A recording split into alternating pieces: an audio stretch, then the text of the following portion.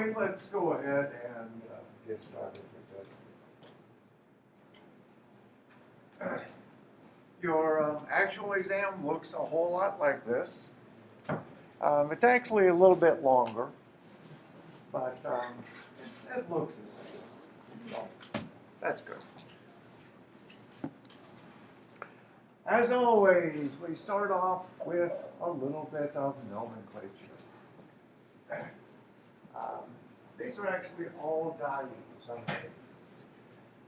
Thing we have to remember when we're looking at a cycloalkene is we want to assign one of the alkene carbons carbon number 1 status, and then the other one has to be carbon 2. The other way to say that is you have to number through one of the double bonds.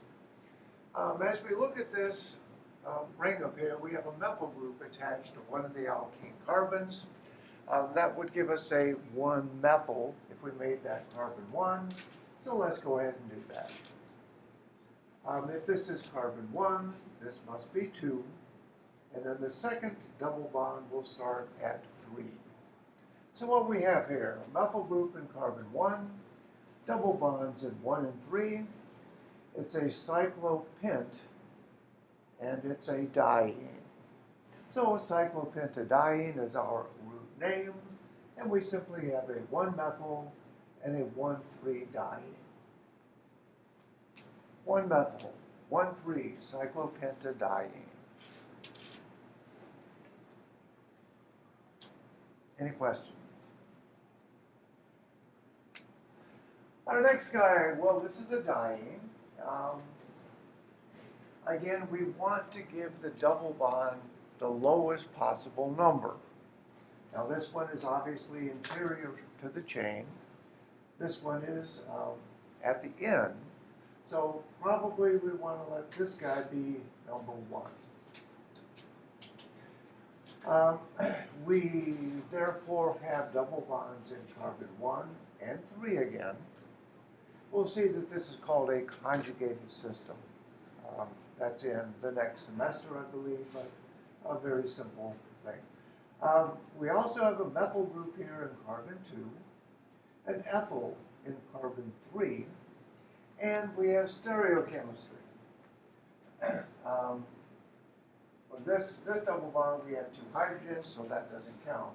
But for this guy, if we follow our chain around, this is obviously highest priority here. We have carbons in our first positions, but this is a double bond. This is just a simple methyl group. Therefore, this is going to be that. It's a trans double bond, if you will. And remember, trans is an E in stereochemistry. So here what we have is a 1, 2, 3, 4, 5. It's a pentadiene. We have E stereochemistry down here. We have a methyl group, and we have an ethyl. Putting it all together, we'll do E, 3-ethyl, 2-methyl, 1,3 pentadiene. Yeah? In the first one, is there any chiral centers? Is there any? Chiral centers? No. No, actually there are.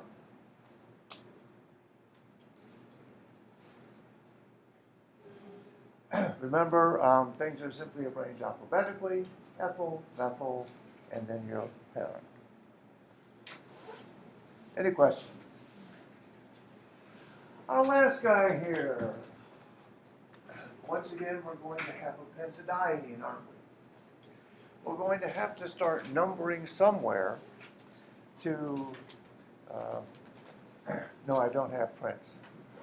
You have to start numbering somewhere, have to give somebody carbon number 1 status, and then we're going to have to go through a double bond.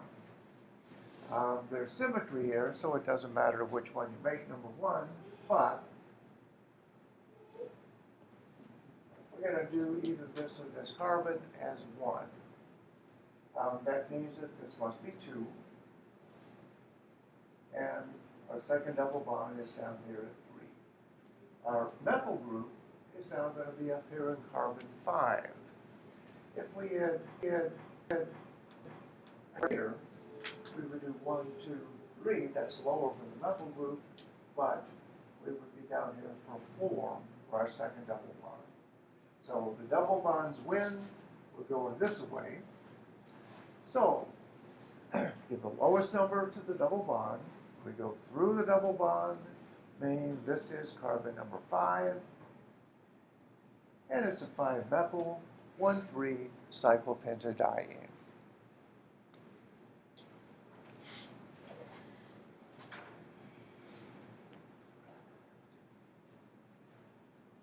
Any questions?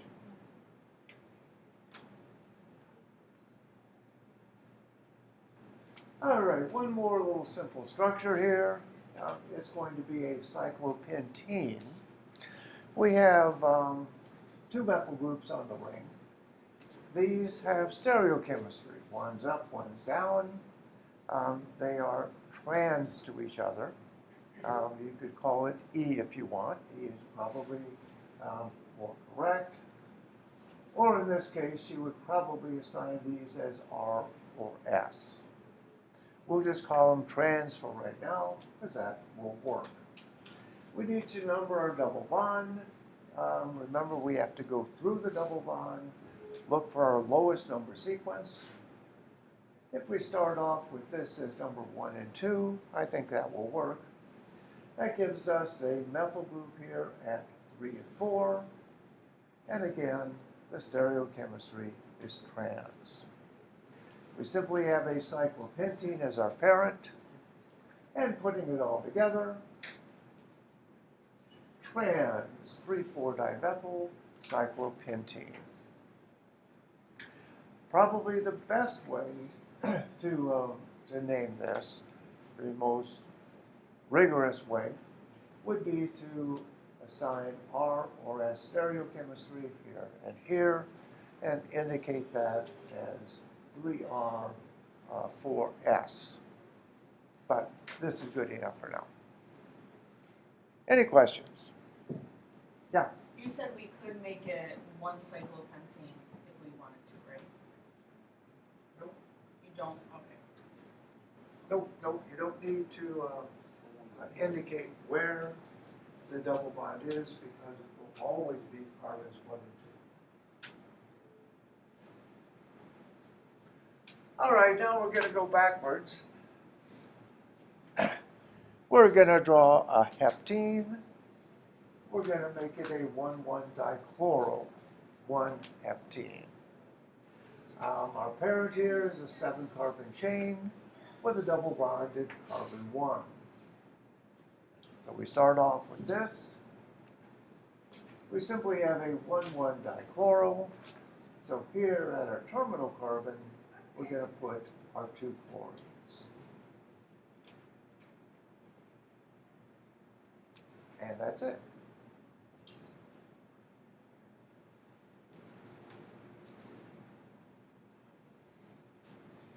Our next one is a hexyne. 4-methyl-2-hexyne. So we start off with hex. Is a simple hexane. We have to choose one end to make carbon number 1, so let's do that. Our triple bond here is going to start in carbon 2. So this is carbon 2, so carbon 2 and 3 are going to be part of our triple bond. Now, that's a triple bond, but it just makes my skin crawl. Makes yours crawl too, right? Because triple bonds are not bent like this. They're linear. So let's straighten it up, make us all feel better. Now all we need to do is find carbon 4, stick a methyl group in, carbon 1, 2, 3, 4. There's our methyl group. Any questions? Yeah? Are you going to want us to draw it like that, or can we just do this? Would you want to draw it incorrectly? Of course you would not want to draw it incorrectly.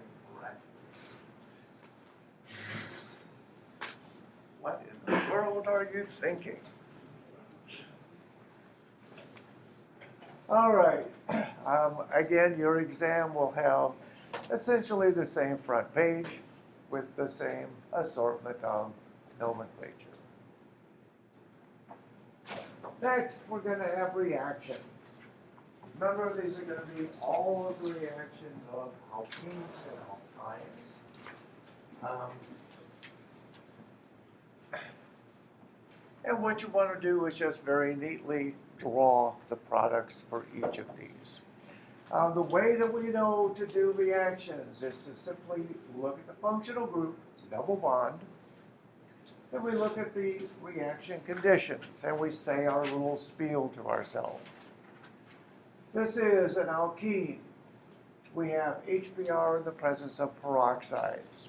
We know we're going to get an alkyl halide out of this. It's going to have regiochemistry, however. Because we're in the presence of peroxides, we will do anti-Markovnikov. So you want to look at the two carbons of our double bond. This is a tertiary carbon, this is a secondary.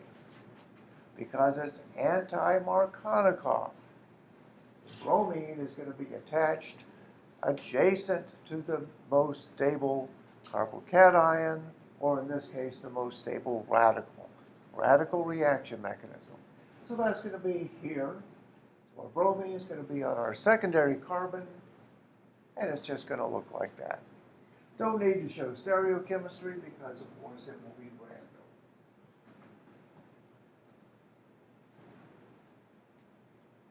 Our next guy, we have mercury 2, and we have aqueous acid. Our functional group is a triple bond. Now we know we're going to hydrate here. We're going to attach an OH to one of the alkene carbons. The carbon that's going to get the oxygen is going to be the Markovnikov carbon. So again, you look at the two. We have a primary carbon and a secondary. It's a Markovnikov addition. So the oxygen is going to be at this carbon. Now, initially we're going to add that as a hydroxyl group, remember? But that's going to give us an enol. With a triple bond, the oxygen that you add winds up as a carbonyl. So, we're going to have a carbonyl here at carbon number 2, and this is going to go all the way to a methyl group. And it should look like that.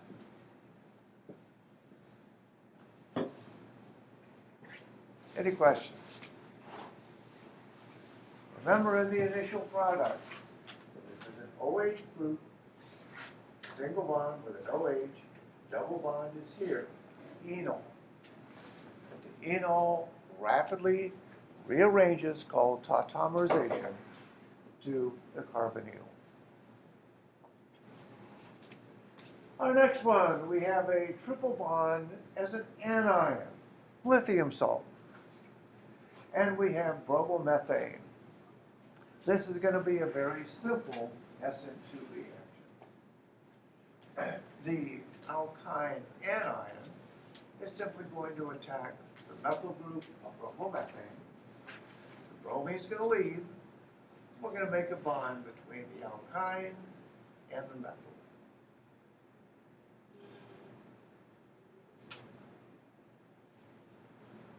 Simple SN2 reaction.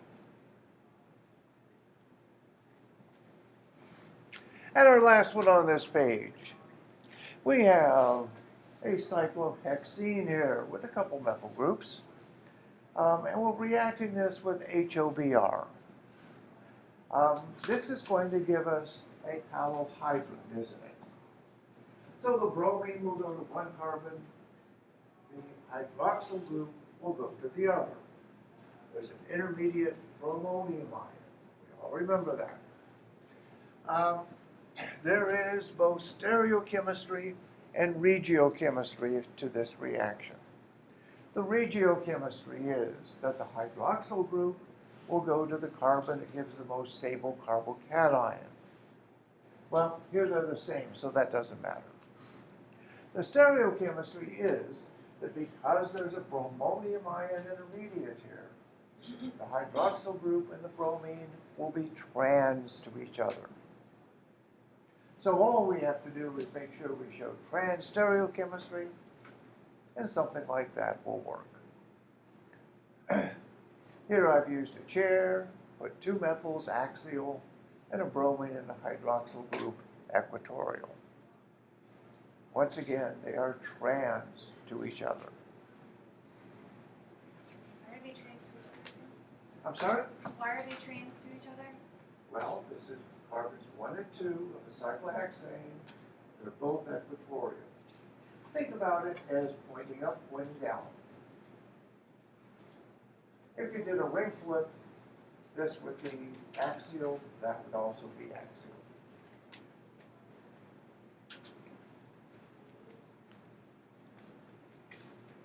Any questions?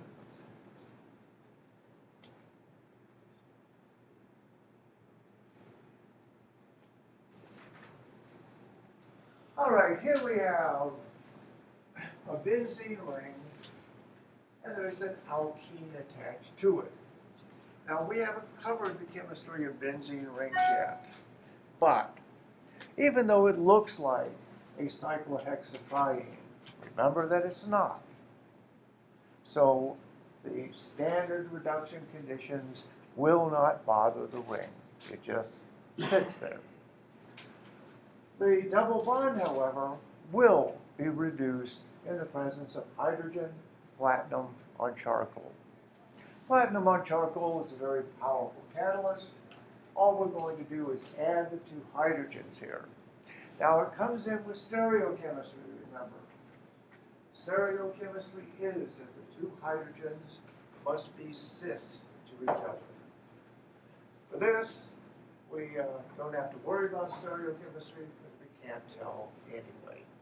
All we're going to do is reduce the double bond and make the alkane.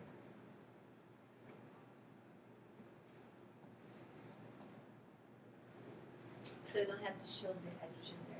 Nope.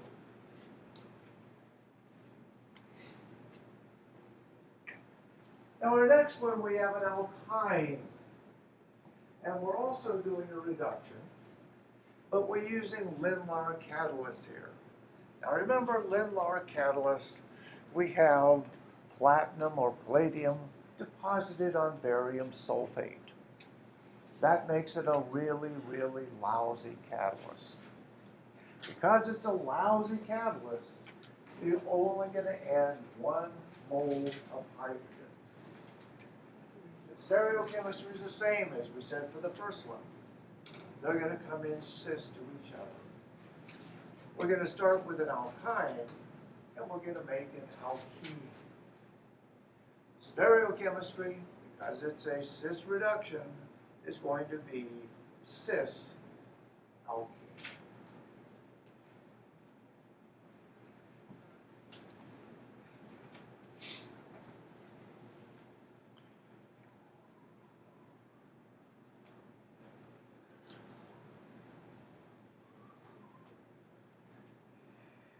Any questions?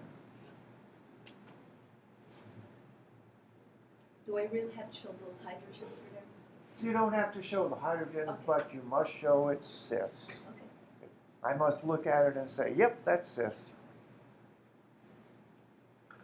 Our next one, we have an alkyne. Look at our reaction conditions. We have BH3, and we're doing an oxidative workup. This is going to give us an alcohol, isn't it? But because it's an alkyne, it's going to be an enol. This also has regiochemistry. We know that hydroboration oxidation gives us anti-Markovnikov orientation. So, step 1. These are both secondary carbons, aren't they? We're looking for the anti-Markovnikov carbon. Well, they're both secondary, but this guy is adjacent to the benzene ring, so it's benzyl. benzyl carbocation is very, very stable. Therefore, this is the anti-Markovnikov carbon, the secondary carbon. Okay? So, we are going to put our hydroxyl group here at the secondary carbon. That means this will be a double bond. But the enol is going to tautomerize to a carbonyl. So our carbonyl is going to be here on our secondary carbon, and this is going to be a CH2. The product should look something like that. The oxygen goes to the anti-Markovnikov carbon and then rearranges to a carbonyl.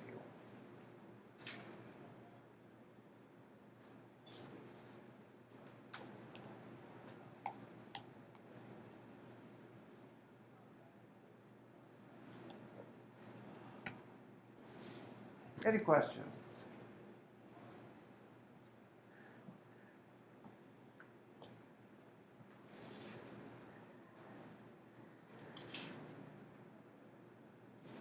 Still more reactions.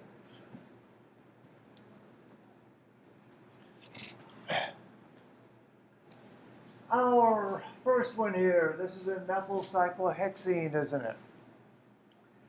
Our reaction conditions here, we have permanganate and base, alkaline permanganate. For alkenes, we know two permanganate reactions.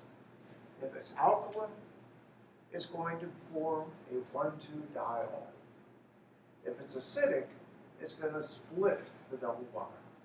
Well, okay, this is alkaline. So, what we're doing here is simply going to form a 1,2 diol. Now this reaction has stereochemistry because both oxygens come from the permanganate. That means they both must be on the same side, or cis, on the double bond. So all we have to do is draw our 1,2 diol, making sure that it is clearly cis. This will do. I drew it as a chair. I made one hydroxyl group axial, the other one equatorial. Again, if you want to think about it, they're both pointing up from the ring plane. They are cis. Any questions? You could also show wedgies and stuff like that to do that.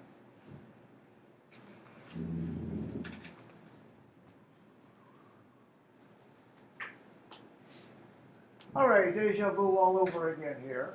We have a triple bond, we have aqueous acid, and we have mercury too. This is going to be hydration.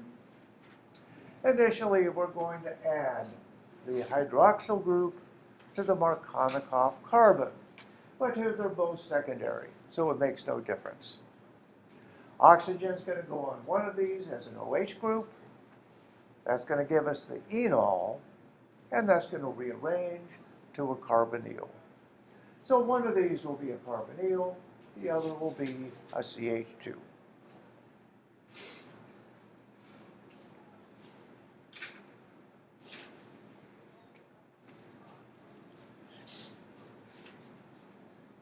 Any questions?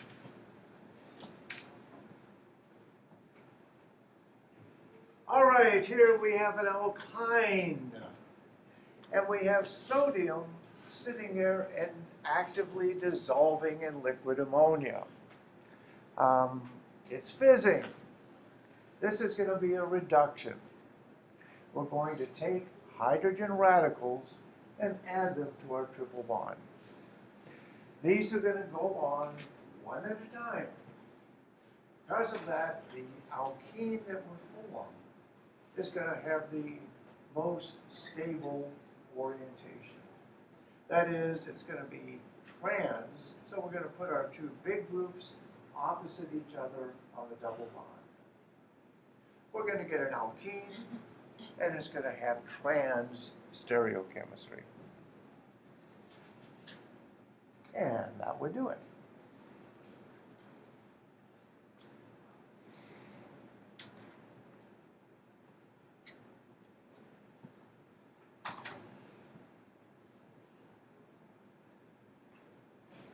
ozone.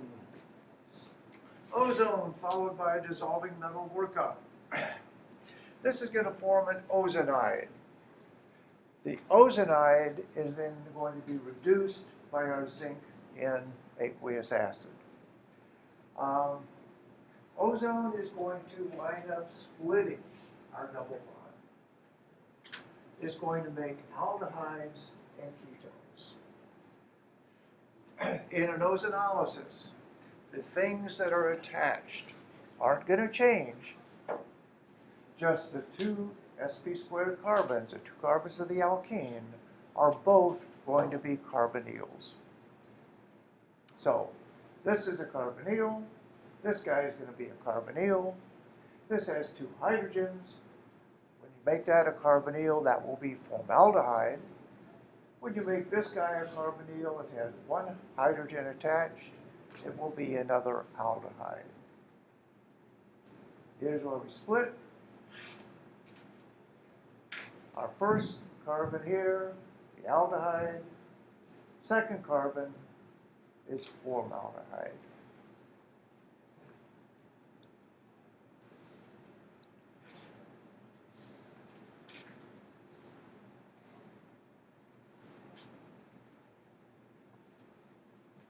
Any questions?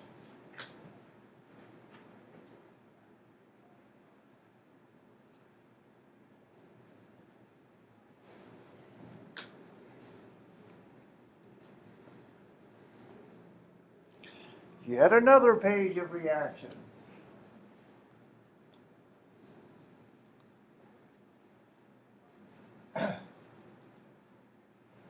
We look at our first one. We have an alkene. We look at this and say to ourselves, oh my goodness, there are just too many oxygens there. Is that a typo? No, that's not a typo. That's an organic per acid. All right, organic per acid as step one. What in the world does that do? Well, remember, a per acid with an alkene forms an epoxide. Epoxide is a oxygen in a three-membered ring attached to where the alkene was. So if we just left this at step one, the product would be the epoxide. However, there's a step two here.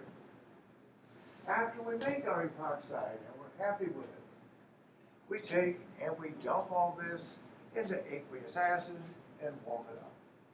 Now the epoxide is a little crowded three-membered ring, isn't it?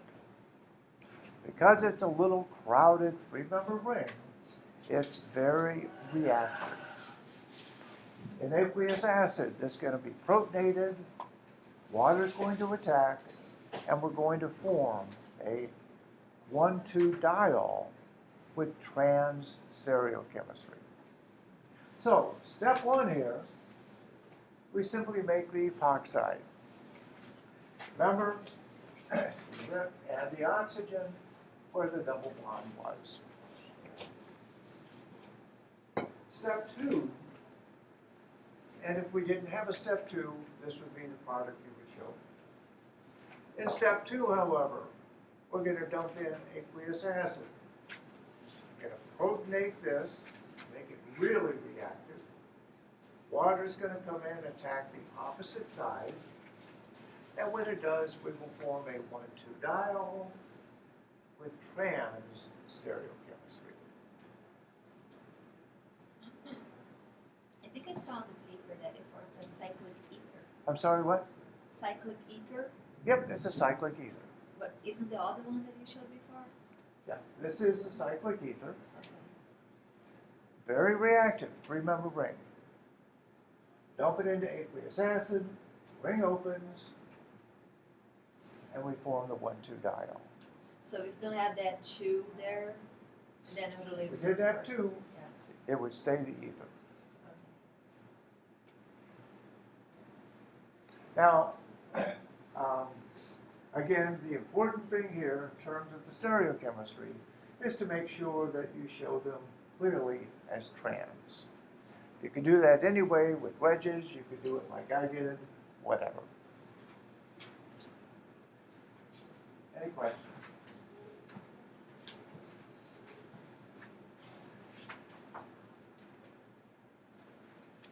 All right, our next guy, we have an alkyne. And now we have acidic permanganate. With an alkyne, acidic permanganate is going to split the carbon-carbon triple bond. We are going to make either ketones or carboxylic acids.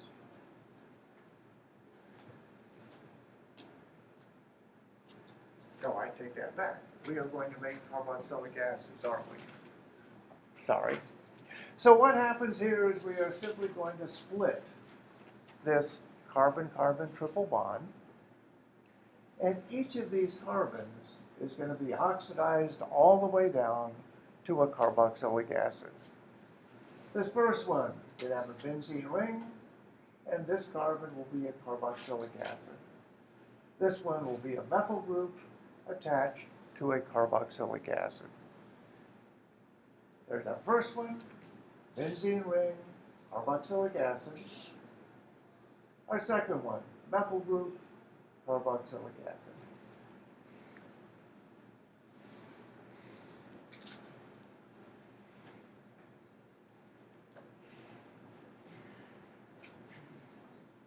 Any questions?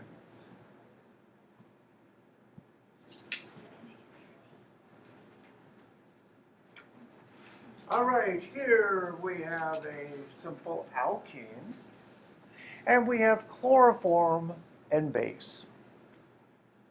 Remember what happens here is we get a 1-1 elimination.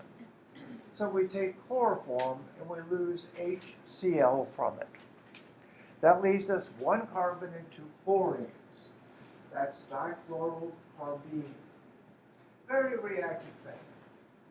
Dichlorocarbene really is an electrophile, really looking for electrons, and it basically will just come sit on top of the pi system and bond out. Very simple, straightforward reaction. We're going to make a three-membered ring here, and our two chlorines are still attached.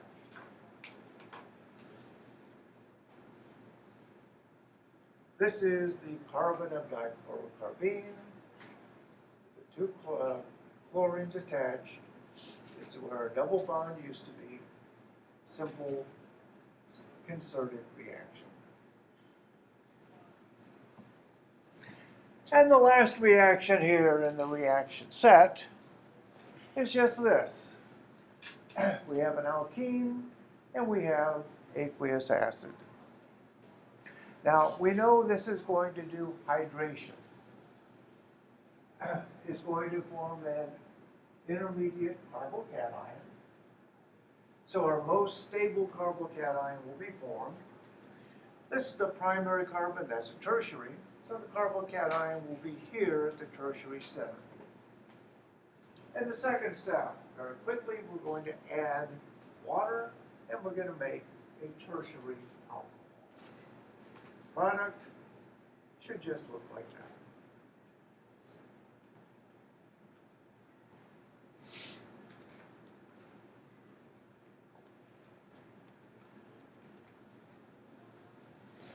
Now your exam will also have a set of reactions like these.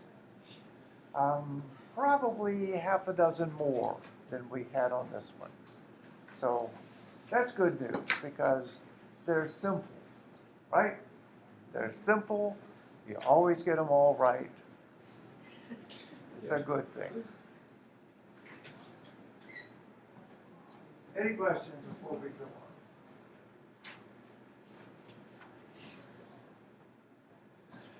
The next section here, this is really simple.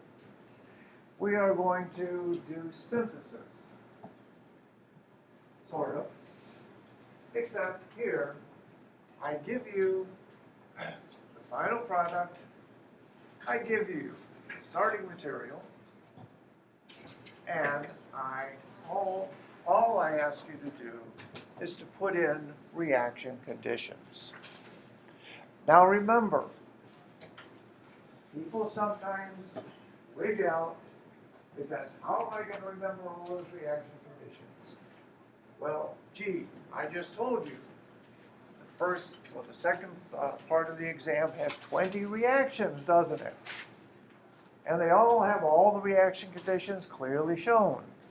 So if you forget the details, all you do is go back, look it up, and say, oh yeah, I got it. Okay? So we look at this and say, what is it? It's an alkene. We're starting with an alkyne. So we're going to reduce it, aren't we? When we reduce this, we must form a trans double bond. Now we know that there are 3 ways that we can reduce alkynes. We can reduce them all the way down with hydrogen and platinum on charcoal. We can do a partial reduction with lead-lar catalyst, or we can do dissolving metal reduction. As soon as we realize this is a trans alkene, we know we must use dissolving metal. Going to be free radical, going to form the most stable alkene, that is with the trans stereochemistry. So dissolving metal, our reaction conditions for that. Forget, go to the other problem and look it up. We just need to take sodium or lithium, actively dissolving in liquid ammonia. Trans stereochemistry, dissolving metal reduction, sodium or lithium in liquid ammonia.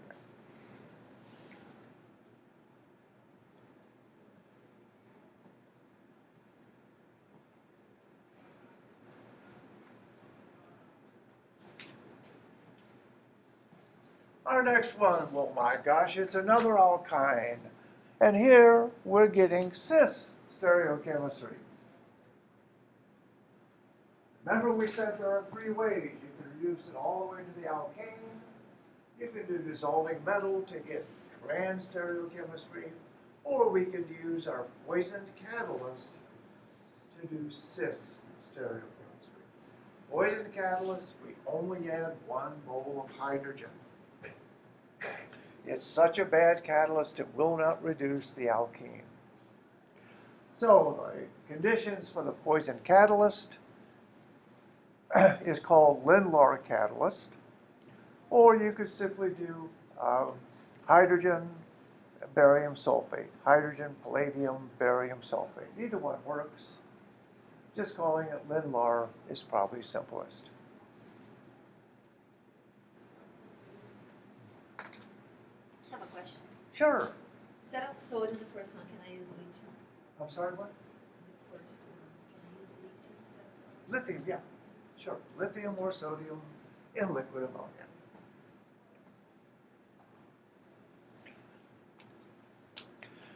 Now our last one here, we have a simple alkyne, and we're making a ketone. This thing is symmetrical, isn't it? We know that we're going to do a hydration of some sort. We're going to put a hydroxyl group on one of these carbons. The enol that we form is going to rearrange to the carbonyl. Because it's symmetrical, we could use either of the 2 ways that we know. That is, we could hydrate in the presence of mercury, or we could actually do hydroboration oxidation. Because it's symmetrical, it doesn't matter. Doesn't matter which carbon you add to, so we could use either of our hydration methods. Mercury in the presence of acid, or hydroboration oxidation.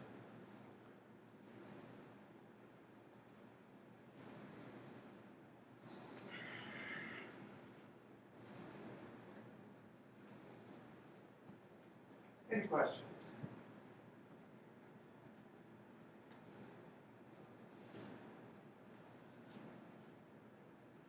Couple more. First one here, we're taking our alkyne and we're making carboxylic acids. We remember, if you take acidic permanganate and an alkyne, we will split it. Both alkyne carbons turn out to be carboxylic acids. We're going to split our 4-carbon alkyne here into two carbon units, and they're both carboxylic acids. So we're simply splitting down the middle here. All we need is acidic permanganate.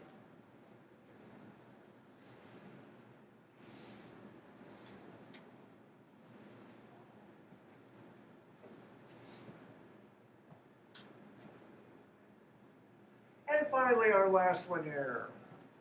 We have an alkyne, and this is an alkane. Fortunately, they have the same number of carbons, 1, 2, 3, 4, 5. 1, 2, 3, 4, 5.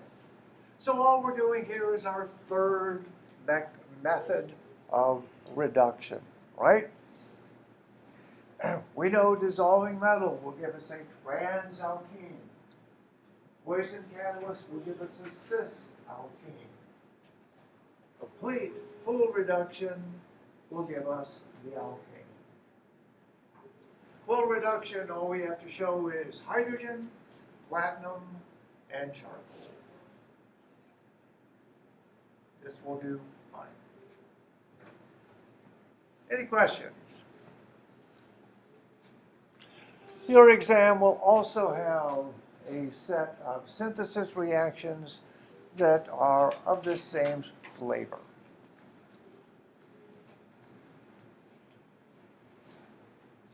Any questions? This is a very simple mechanistic question. Here we are starting with an alkene, and we're adding HBr peroxide. In this, what I want you to do is to draw the intermediate and then the final product. On your exam, there'll probably be little boxes for things like that. Okay? HBr peroxides. This is going to give us an alkyl bromide, and it's going to be an anti-Markovnikov addition. We remember that what happens in this mechanism is that bromine radical adds first to give us our most stable radical. So you need to look at your alkene and decide which is going to be the most stable radical. This is a tertiary carbon. This is formerly a secondary carbon, but it's also adjacent to the benzene ring, so it's benzylic. Benzylic is a more stable radical. So our radical intermediate is going to look like this, with a radical at the benzylic position.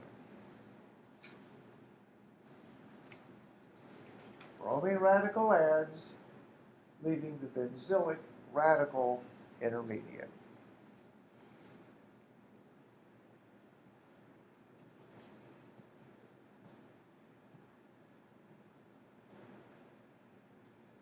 Our final product here, well, we're just doing anti-Markovnikov addition, aren't we? So we're going to get an anti-Markovnikov alkyl halide. Second step, this radical will extract a hydrogen atom from another HBr. So this is going to be a CH2, and our product will just look like that.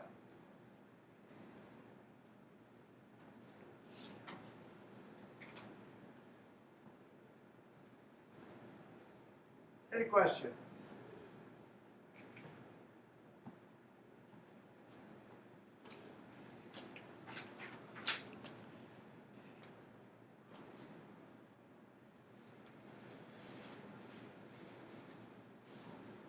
All right, our next guy here. This is a more traditional synthesis problem. where you are just given the product and you're asked to make it. Here we have to make it from an alkene in one step. So that's pretty simple, really. What we have to do is look at it and say to ourselves, what in the world is it? Well, it's an alcohol, isn't it? We know two ways to make alcohols from alkenes. We can hydrate, form a Markovnikov alcohol, or we can do hydroboration oxidation and get an anti-Markovnikov alcohol. So next we need to look at this and say, is this Markovnikov or anti-Markovnikov regiochemistry? Basically, is the hydroxyl group bonded to the carbon that gives the most stable carbocation? No, of course it's not. This would be a benzylic position, wouldn't it? This is a primary carbon. Benzylic is always going to be your most stable carbocation. So this is anti-Markovnikov. The two carbons of our double bond. One of them must be this guy with a hydroxyl. This must be the other one. Therefore, our alkene is simply styrene. And finally, we need to show reaction conditions. In order to make anti-Markovnikov alcohol, all we need is hydroboration, oxidation.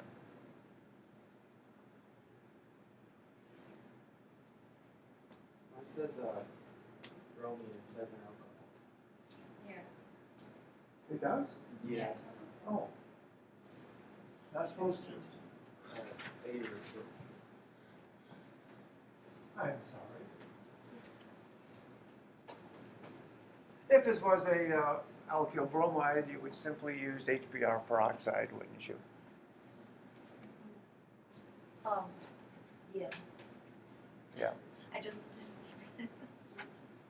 Oh well. So, if mine is B. Yeah. Do this one. It's a better problem. Okay. All right. Our next one is also a mechanistic problem. We're adding bromine to an alkene. When we add bromine to an alkene, we're going to form an intermediate bromonium ion. The bromonium ion is going to be attacked by bromide anion, and that's going to give us our trans stereochemistry. So we're going to form a 1,2-dibromide. Our stereochemistry will be trans, and our intermediate is simply the bromonium ion. So, to draw the bromonium ion, we remember all we're doing is taking Br plus and sitting it on top of the pi system here. Forms bonds, and it would look like that. Has a positive charge, you start off with Br plus, wind up with the positive bromonium ion. We also have to show the final product. In our final product reaction, what happens is Br minus and their nucleophile is going to come in and attack this intermediate. It's going to attack from the opposite side because remember the bromonium ion is big. Probably it's going to attack at this carbon, it doesn't really matter. Going to come in here from this face and form our trans 1,2-dibromide.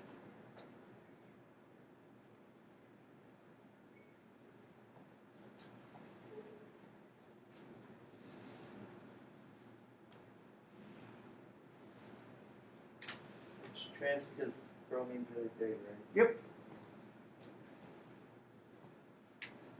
There's actually other reasons that it's trans, but we're not talking about those. If you remember in chapter 6, we talked a little bit about frontier molecular orbitals. And frontier molecular orbital calculation for this shows a really nice hole right here and a very poor hole on this side. So no place to put the electrons. But again, we're not talking about that.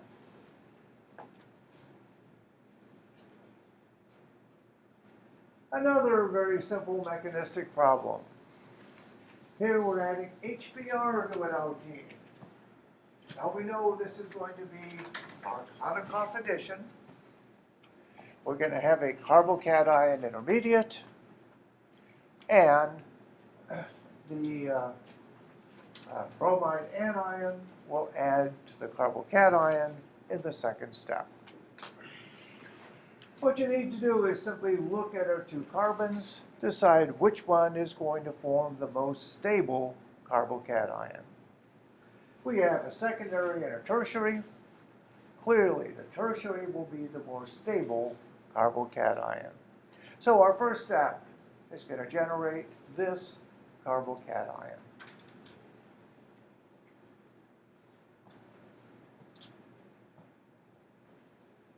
Once you have made the carbocation, the second step, bromine anion, is just going to attack.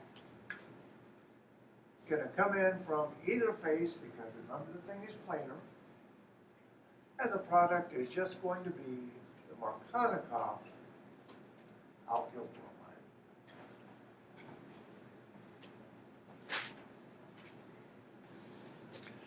Now your exam will also have an assortment of mechanistic problems like this. It will also have an extra credit. I think the total points come to, somewhat over 100. Maybe 110, whatever, something like that. But it's not very, very different from this. Any questions? Now you see how easy this is? It took us 30 minutes to get through the entire exam, didn't it? Now, just before we have our exams, we always have a quiz, don't we?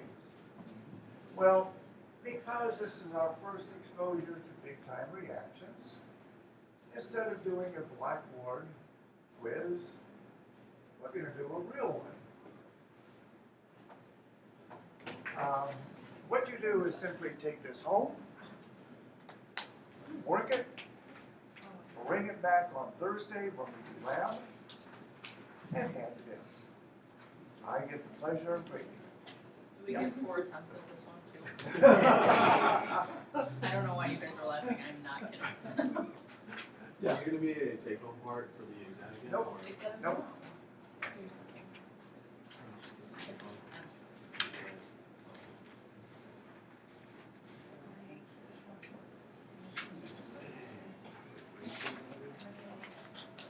And on Thursday, speaking of Thursday, we're going to do polarimetry.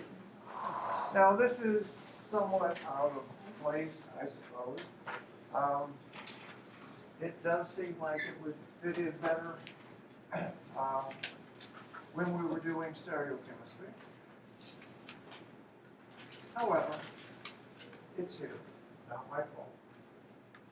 This is a handout for polarimetry. We're going to use this cute little device. It's a very simple lab, really.